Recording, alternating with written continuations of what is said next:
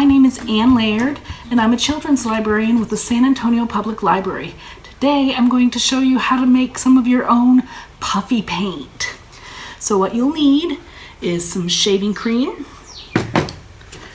some glue, and some food coloring, and then some bowls and spoons to mix it all up with. So what we're going to start with is the shaving cream, and I always like to give my shaving cream a little shake. We're going to get 1 cup of shaving cream and put it in our bowl. Open this up. I'm going to squirt my shaving cream right into this cup. And it all kind of puffs up, so you're not going to get exactly 1 cup, but we'll kind of like keep it over the top of the cup a little bit. I'm going to squish it down just a little bit with my spoon. Yeah, that's a little more than a cup. That's okay. We're not doing exact science here, so I'm going to put this big blob of shaving cream. I'm going to scrape as much as I can out of my cup. Put this big blob of shaving cream down in my bowl. And then we're going to mix that up with 1/2 cup of the glue. So, got just plain white glue here. I'm going to pour 1/2 cup.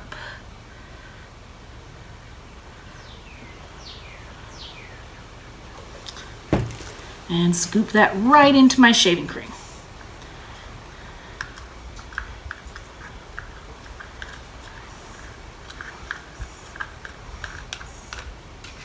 Now we're going to mix this all up, and we're going to mix kind of gently, like we're making a cake or making some other recipe where we're going to just want to gently get the glue into the shaving cream, but have it still be nice and fluffy and puffy.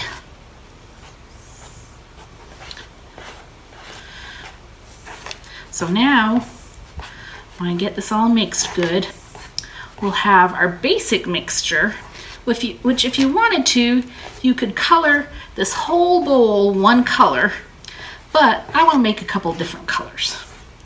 So I've got a couple of smaller bowls here that I'm going to work with, and a couple more spoons. And let me divide this up. I'm going to scoop some into this bowl.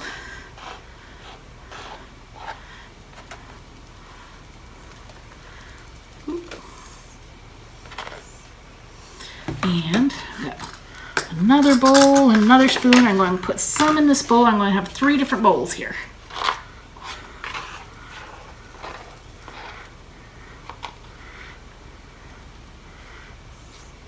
And I've still got a good amount in my first bowl. So let's color this big bowl green. We've got green grass, green leaves, it's springtime. There's a lot of green things around. I'm going to start by putting just about 6 drops of color in here, 5 or 6 drops, and see what we get. 1, 2, 3, 4, 5, 6. And I'm going to mix it up. And it makes really kind of a pretty swirl when you start to mix it before it gets all mixed in good.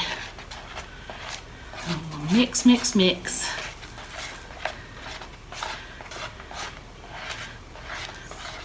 And this is making kind of a pretty mint green. If you wanted a darker green than this, you could add more food coloring. But I like this pretty mint green. Reminds me of the new leaves on trees during the spring. And spring is one of my favorite seasons. So next, let's try some blue. I've got this dish of white. I'm going to add about 6 drops of blue again, just like I did with the green. 1, 2, 3, 4, 5, 6. And we'll stir this one up. Again, look at that pretty swirl you get when you first start mixing it. It's so interesting to watch it mix into the white, make it all 1 color.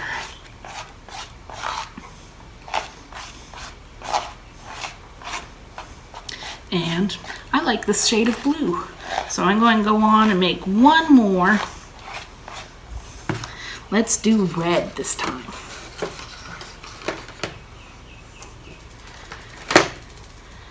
And I'm going to put 6 drops of red. 1, 2, 3, 4, 5, 6. I wonder if it'll come out pink or red with 6 drops. What do you think? I'm starting to stir it up. It's looking kind of red right now. Let me stir some more. Stir, stir, stir.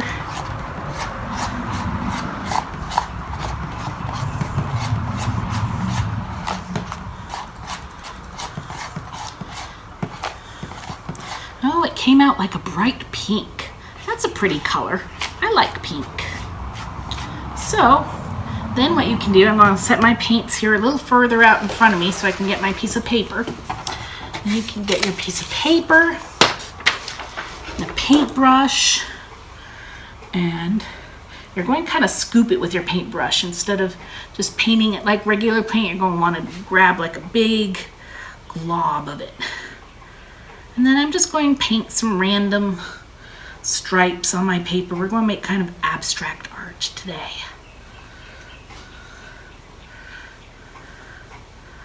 All right.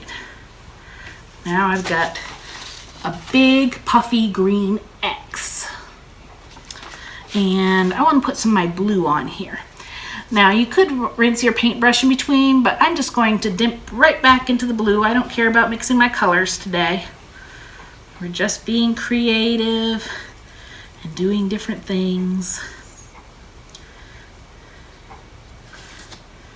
And then I made a blue circle next to my green X.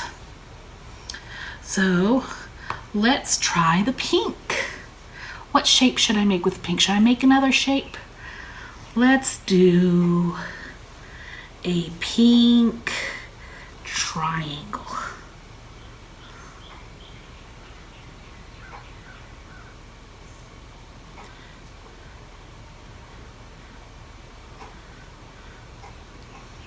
There. Now I have a pink triangle. And see how textured and nice that is? It's still fluffy. It is really fun to paint with this stuff. So another idea, if you don't have a paintbrush at home, you can always use a craft stick or a straw or something else. But another idea I have is to put your puffy paint into a baggie. And right now at home, I have frozen baggies. So I have a little Olaf baggie here. And I'm going to take the blue puffy paint I have, and I'm going to load it right into this baggie.